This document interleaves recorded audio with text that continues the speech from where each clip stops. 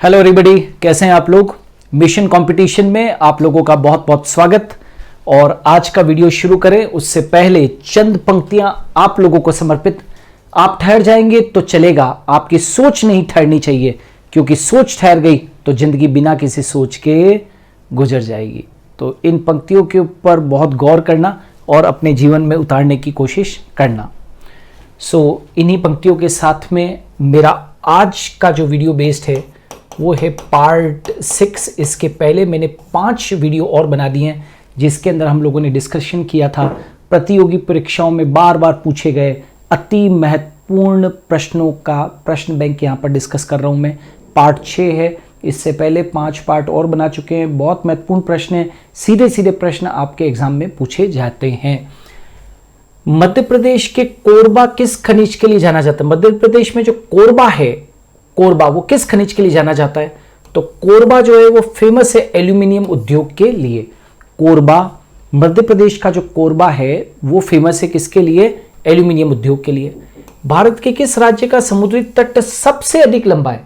तो भारत के जिस राज्य का समुद्री तट सबसे लंबा है वो कौन है? गुजरात है। ज्वार भाटा सामान्यतया 24 घंटे में कितनी बार आता है? तो ज्वार भाटा जो है वो कितनी बार आता है पूरे दिन में? 2 बार।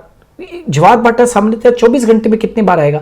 तो 12 घंटे में एक बार आएगा। 12 घंटे में कितनी बार आएगा? एक बार। तो 12 घंटे में एक बार आ रहा है, 12 घंटे और कुछ मिनटों के अंदर एक बार आ रहा है। तो ज्वार भाटा यूं देखोगे तो कितनी बार आ गया? 2 बार, है ना? 2 बार, ठीक है। ज्वार भाटा सामान्यतः 24 घंटे में कितनी बार आता है? तो 2 बार। नाउ कौन सी नदी भूमध्य रेखा को 2 बार काटती है? ऐसी नदी जो भूमध्य रेखा को 2 बार काटती है वो है कांगो नदी। कांगो नदी भूमध्य रेखा को कितनी बार काटती है? 2 बार काटती है। ब्यूनर्स आयर्स, ब्यूनस आयर्स किसके लिए प्रसिद्ध है?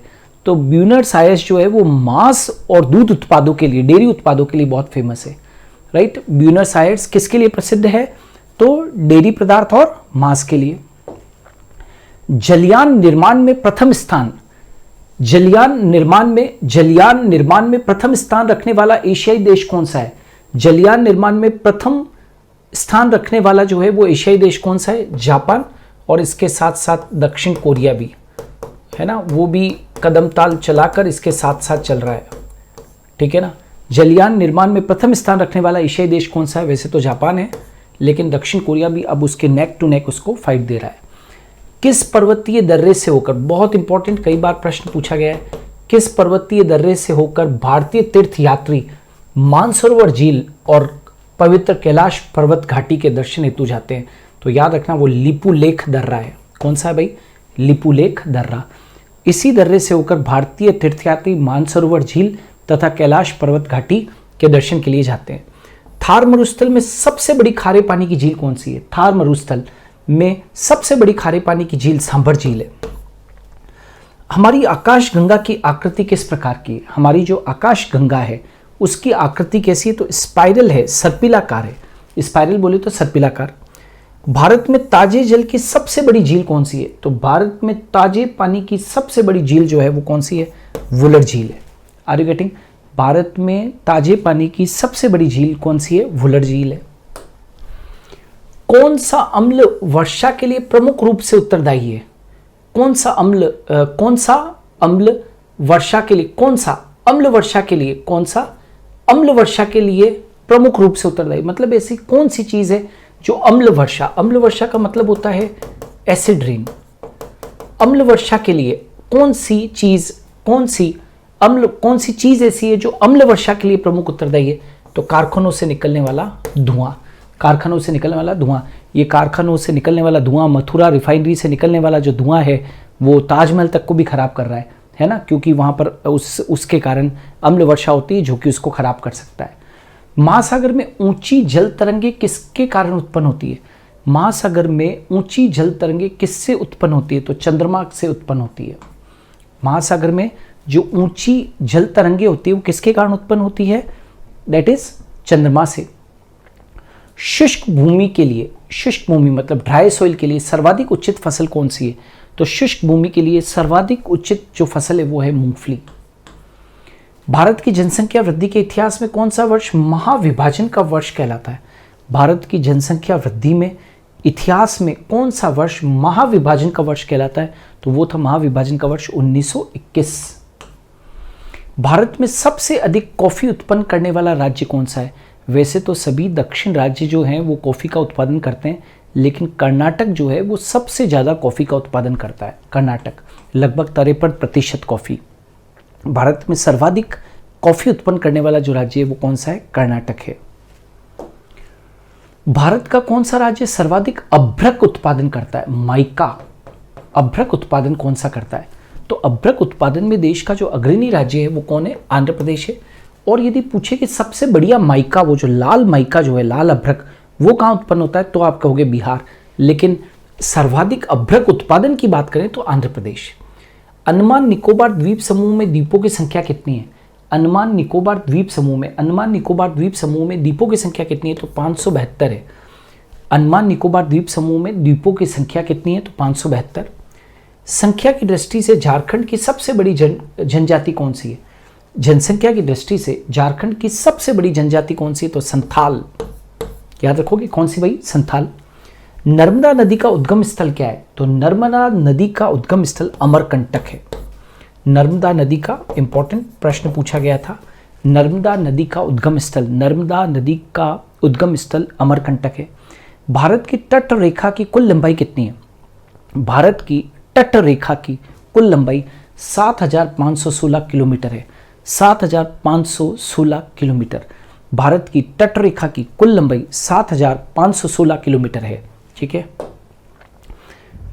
शिवराय पहाड़ियां कहाँ स्थित है? तो शिवराय पहाड़ियां तमिलनाडु के अंदर स्थित है। शिवराय पहाड़ियां कहाँ है भाई? तमिलनाडु के अंदर स्थित है। भारत के किस राज्य में जनसंख्या घनत्व सबसे कम है? भारत के किस राज्य में जनसंख्या घनत्व सबसे कम है? तो सबसे कम जनसंख्या घनत्व जो है वो अरुणाचल प्रदेश के अंदर है। और वो कितना? 17 व्यक्ति प्रति किलोमीटर। केवल 17 व्यक्ति प्रति किलोमीटर। तो जनसंख्या घनत्व की दृष्टि से यदि देखें तो सबसे जो भारत का जो राज्य है जहाँ पर जनसंख्या घनत्व सबसे कम है वो अरुणाचल प्रदेश है। लक्षद्वीप में कुल कितने द्वीप है? तो लक्षद्वीप में कुल 36 द्वीप है। लक्षद्वीप में कुल कितने द्वीप है भाई? 36। भारत में सर्वाधिक गेहूं उत्पादक राज्य कौन सा है? तो भारत में सर्वाधिक गेहूं का उत्पादन जिस राज्य में होता है वो उत्तर प्रदेश है। भारत के किस राज्य में सर्वाधिक जनसंख्या घनत्व पाया जाता है? तो हमने कहा था भारत के किस राज्य में जनसंख्या घनत्व सबसे कम है? तो अरुणाचल प्रदेश। और भारत के किस राज्य में सर्वाधिक जनसंख्या घनत्व पाया जाता है? तो वो किसको माना गया है? बिहार को माना गया है। अब बिहार को, पहले 2011 की गणना के अनुसार पहले जो था वो बिहार था, अब क्या है? ये पहले जो था दैट इज वेस्ट बंगाल था, अब क्या है? बिहार है। लौह अयस्क उत्पादन के लिए झारखंड का सर्वाधिक महत्वपूर्ण जिला कौन सा है? लौह अयस्क उत्पादन के लिए झारखंड का सबसे महत्वपूर्ण जिला सिंहभूमि है। सिंहभूम। त्रिवेणी नहर में किस नदी से पानी आता है? त्रिवेणी नहर में किस नदी से पानी आता है? तो गंडक नदी से पानी आता है। त्रिवेणी नहर में जिस नदी से पानी आता है वो कौन सा है? दैट इज गंडक नदी। बिहार का विभाजन कर कौन सा राज्य बनाया गया है? तो बिहार का विभाजन कर जो नया राज्य बनाया गया है वो कौन सा भाई? झारखंड है। जमशेदपुर किस नदी के किनारे स्थित है? तो जमशेदपुर जिस नदी के किनारे स्थित है वो है स्वर्ण रेखा नदी। कौन सी नदी है भाई? स्वर्ण रेखा नदी। बिहार का सबसे बड़ा जिला कौन सा है? तो बिहार का सबसे बड़ा जिला वेस्ट चंपारण है। वेस्ट चंपारण है। इसका जो लंबाई है वो 5229 किलोमीटर है। 5229 किलोमीटर ये बिहार का सबसे बड़ा जिला है। गुजरात की राजधानी कौन सी है? तो गुजरात की राजधानी गांधीनगर है भाई, है ना। गुजरात की राजधानी कौन सी? गांधीनगर। भाखड़ा नांगल बांध किस नदी पर बनाया गया है? तो बहुत फेमस है, बहुत बार क्वेश्चन पूछा गया है। भाखड़ा नांगल बांध जिस नदी पर बनाया गया है वो कौन सी? सतलुज नदी है। बिहार की मुख्य खाद्यान्न फसलें कौन सी है? तो गेहूं है, चावल है और मक्का है। गेहूं है, चावल है और मक्का है। ये बिहार की मुख्य खाद्यान्न फसलें हैं। कंप्यूटर में अनवरत विद्युत आपूर्ति का संक्षिप्त रूप क्या है? कंप्यूटर में अनवरत विद्युत आपूर्ति का संक्षिप्त रूप क्या है? तो वो यूपीएस होता है। क्या होता है भाई? यूपीएस।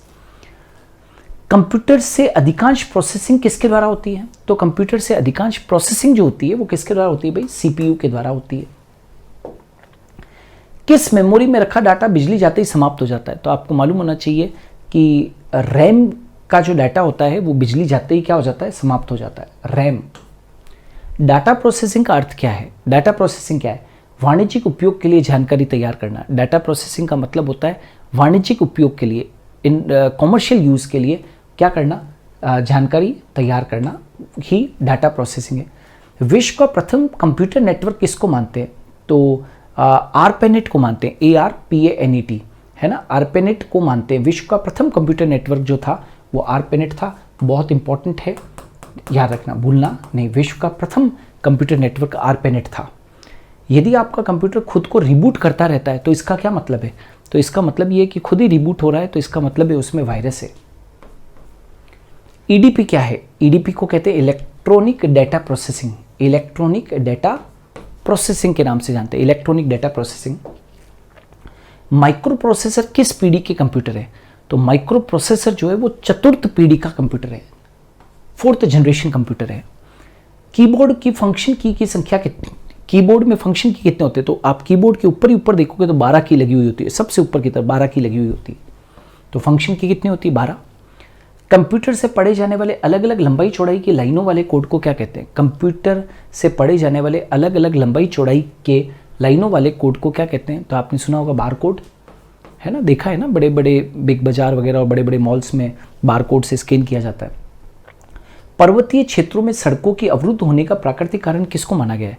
तो पर्वतीय क्षेत्रों में जो सड़कें अवरुद्ध हो जाती है उसका सबसे बड़ा कारण है कि वहां पर भूस्खलन बहुत होता है। चावल का सबसे ज्यादा उत्पादन किस राज्य में होता है? चावल का सबसे ज्यादा उत्पादन जिस राज्य में होता है वो उस राज्य का नाम है। चावल का सबसे ज्यादा उत्पादन किस देश में होता है? देश में पूछा है, तो जिस देश में होता है वो या तो भारत या फिर चाइना, यहाँ पर दोनों देश है जहाँ पर चावल का उत्पादन सबसे ज्यादा होता है। इन सबसे ज्यादा की श्रेणी में कौन आता है? चीन, भारत से भी ज्यादा। यूरोपीय संघ का मुख्यालय कहाँ पर है? तो यूरोपीय संघ का मुख्यालय ब्रुसेल्स के अंदर है, बेल्जियम के अंदर जो ब्रुसेल्स है वहां पर यूरोपीय संघ का मुख्यालय है। प्लासी के युद्ध के समय बंगाल का नवाब कौन था? तो प्लासी के युद्ध के समय बंगाल का जो नवाब था वो सिराजुद्दौला था, सिराजुद्दौला। संसद के दोनों सदनों के बीच गतिरोध की स्थिति में संयुक्त अधिवेशन की अध्यक्षता कौन करता है? तो संयुक्त अधिवेशन की अध्यक्षता लोकसभा अध्यक्ष के द्वारा की जाती है। 2021 का दादा साहब फाल्के पुरस्कार किसे दिया गया? तो 2021 का जो दादा साहब फाल्के पुरस्कार है वो दक्षिण भारत के बहुत फेमस वहाँ के एक्टर हैं, दैट इज रजनीकांत, उन्हें दिया गया। मरकरी और सोडियम स्ट्रीट लैंप किसके कारण रोशनी देते हैं? तो ये जो मरकरी और सोडियम जो स्ट्रीट लैंप्स होते हैं वो जिसके कारण रोशनी देते हैं वो क्या है? परमाणु उत्सर्जन होता है, और उस परमाणु उत्सर्जन के कारण वो क्या देते हैं? रोशनी देते हैं। क्लियर है? सो दोस्तों, ये था 50 प्रश्नों का एक महत्वपूर्ण क्वेश्चन बैंक, और इसी तरीके के क्वेश्चंस आपकी अलग अलग प्रतियोगी परीक्षाओं में पूछे जा सकते हैं। हम लोग इससे पहले 5 भाग ऑलरेडी ला चुके हैं, ये आज का 6ठा भाग था। इसको भी बहुत अच्छे से देखिएगा और इन क्वेश्चंस को आप नोट डाउन कर लीजिएगा ताकि आपका एक बहुत बड़ा क्वेश्चन बैंक तैयार हो जाए। सो मिशन कंपटीशन में आज के लिए इतना ही। हम कल फिर हाजिर होंगे एक नए वीडियो के साथ में।